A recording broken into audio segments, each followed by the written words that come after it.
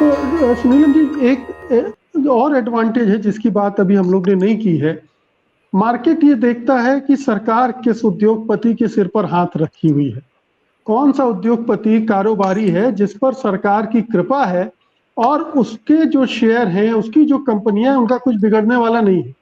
छापे किसी और दूसरी कंपनी पर पड़ सकते हैं, लेकिन अडानी पे के कंपनियों पे छापे नहीं पड़ेंगे, ये तय है। तो ये जो मार्केट को जो ये एक सिक्योरिटी मिलती है, जो इन्वेस्टर्स हैं वो इस वजह से और ज्यादा इन्वेस्ट करते हैं। क्या ये एडवांटेज भी अडानी को आगे ले जा रहा है सुनीलम जी? जी बिल्कुल ले जा रहा है, ये बात एकदम साफ है। और जो पूरी चर्चा हुई है उसमें तो मतलब ये बात जिसे कहा जाए सर्वविदित है या एकदम स्पष्ट है कि अडानीज को बढ़ाने का काम सरकार के लेवल पे पॉलिसी चेंज करके ही हुआ है।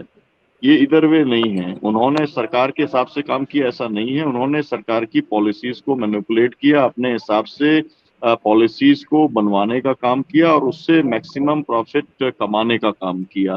तो ये मेरे को लगता ऐसा है, क्योंकि जो बहुत ज्यादा जानकार हैं वो यहाँ पर अपनी बात रख ही चुके हैं, जो इकोनॉमिस्ट हैं। लेकिन जो जनरल परसेप्शन है वो परसेप्शन ये है, जिसको हम लोग कहते हैं कि अडानी अंबानी की सरकार, तो जब वो अपनी लेवल से पॉलिसी बनाने का काम करते हैं तो वो, और ये वाली बात हम लोगों ने देखी भी है। हम लोगों ने उस समय, जैसे जब अंबानी का मामला था, उस समय यूएपीए की जो सरकार थी, यूपीए की, उस समय हमने देखा था कि कैसे जो है वहां पर पेट्रोलियम के अंदर, वैली के अंदर किस तरीके से केजी बेसिन के अंदर मैनिपुलेट करके और मुनाफा इंश्योर करने का काम किया गया था। तो ये जो पॉलिसी लेवल का जो पूरा मैनेवरिंग है वो अपने प्रॉफिट के लिए करने का काम अडानीज के द्वारा होता रहा है। बहुत सारे लोग ये कह सकते हैं कि ये तो आज़ादी के बाद से ही लगातार होता रहा था, लेकिन इस समय जो हुआ है वो एक है कि पूरे के पूरे जो और दूसरे इंटरेस्ट हैं या जो कहा जाए पब्लिक इंटरेस्ट है, उसको पूरी तरीके से दरकिनार करके केवल जो है दो जो अडानी अंबानी को बढ़ाने का काम ये चला है। तो ये स्टेट का जो डॉक्टर एक सुनीलम, आप लोग प्रोटेक्शन तो है ये भी या कह रहे थे जी, कि जो कृषि कानून बनाए गए थे वो भी जी, अडानी के लिए बनाए गए थे। नहीं वो एकदम उससे स्पष्ट है। वो इसलिए स्पष्ट है कि जब सबसे पहले जब सरकार बनी तो इन्होंने जो जमीनें कयास के लिए जो आवंटित करने का काम किया, 100 200 एकड़ जमीनें 12 अलग अलग राज्यों के अंदर बनाने का काम किया, तो वो तो खाली पड़े हुए थे और उसके अंदर अब भंडारण के ऊपर जो लिमिट्स थी उसको खत्म करना था।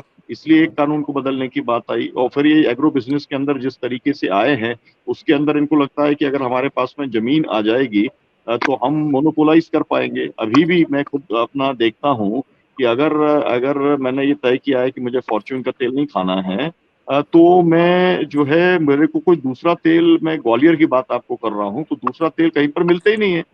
फिर अब तो आश्चर्य की बात हो गई, आटे की बात आ गई। आटा जो है, मतलब जो पूरे देश के लोग हैं वो, मतलब मध्य प्रदेश का तमाम सारा आटा वहां पर आता है, लेकिन अभी तो मैंने देखा कि वो फॉर्च्यून का ही आटा आ रहा है, बेसन उसी का आ रहा है। मतलब आपको आस, और वो भी छोटी छोटी दुकानों पर, मतलब ये कोई मैं बहुत बड़े बड़े सेंटर्स की बात नहीं कर रहा, मतलब पूरी तरीके से मोनोपोली करने का काम। जिस तरीके से एक समय में हम लोग कहते थे कि भाई जो है पेप्सी कोला और कोका कोला ने मोनोपोलाइज करने का काम किया है, उस तरीके से पूरे की पूरी मोनोपोली है। तो वो मोनोपोली बनाने का काम किसने किया, किसने ये इंश्योर करने का काम किया?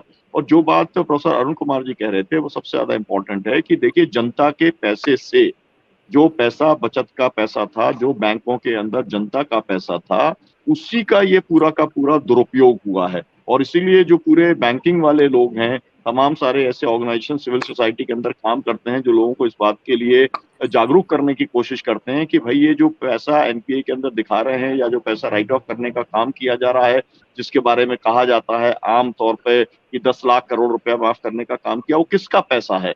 आफ्टर ऑल वो पैसा जो है इस देश के आम नागरिक का पैसा है, जो उसके बचत का पैसा है। तो उसको ये जो है एक तरीके से साइफन ऑफ करने का काम जो है वो इन्होंने किया है। तो बैंकिंग सिस्टम का पूरी तरीके से दुरुपयोग किया, ये एक बात है।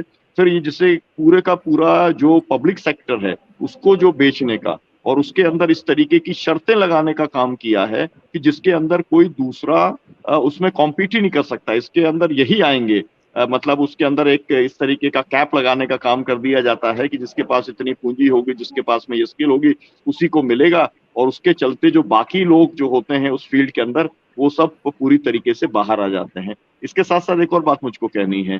हम लोग जो बात आम तौर पर पहले सुनते थे, वो अब देखने में एकदम साफ आता है कि जो पूंजी मतलब भारत का जो पूंजीपति है और जो इंटरनेशनल कैपिटल है, उसका एक बहुत जबरदस्त अलायंस हुआ है। और वो अलायंस जो है वो भी इनको ताकत देने का काम कर रहा है।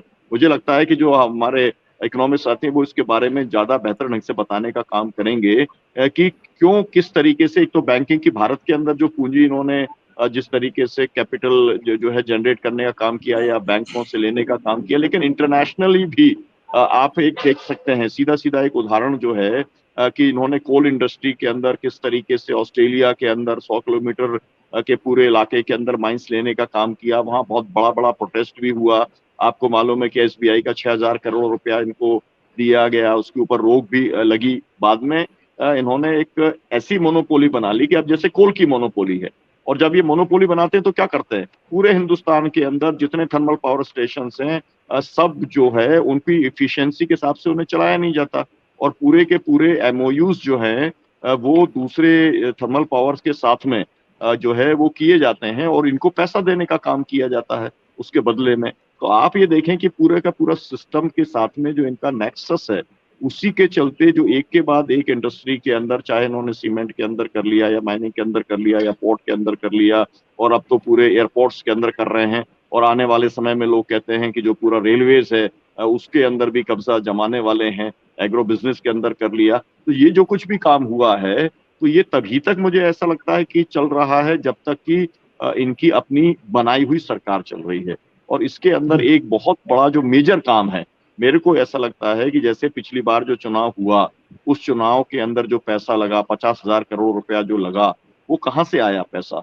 और वही वो पैसा जो है, वो पैसा एक तरीके से ये इन्वेस्ट करते हैं पार्टी के अंदर, और फिर उसके बाद में पार्टी जो है उसके हिसाब से पॉलिसी बना करके इनको जो इनका लगाया हुआ पैसा है वो, और उससे कई 100 गुना पैसा जो है उनको वापस करने का काम करती है। तो ये जो पूरा इलेक्टोरल बॉन्ड्स का जो पूरा मामला है, और इसके अंदर से जो आरटीआई की परिधि से बाहर रखने का काम किया गया है, केवल अगर एक काम हो जाए कि आरटीआई की परिधि से इसको बाहर निकाल दिया जाए, तो ये जो 10,000 करोड़ से ज्यादा का जो भी आए हैं बॉन्ड्स के अंदर पैसा है, जिसका 90 जी इलेक्शन बॉन्ड होना ही क्यों चाहिए।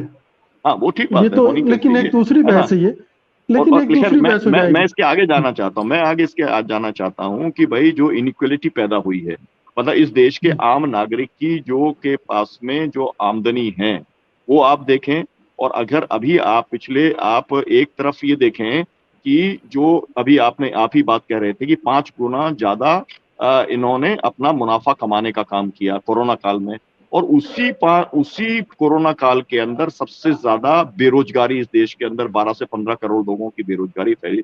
उसी समय के अंदर सबसे ज्यादा देश के अंदर आत्महत्याएं 16% तक बढ़ गई। मतलब 1,60,000 लोगों की अगर आत्महत्या हुई, तो आप ये देखेंगे कि 17% तक वो बढ़ गई 20 और 22 के बीच में।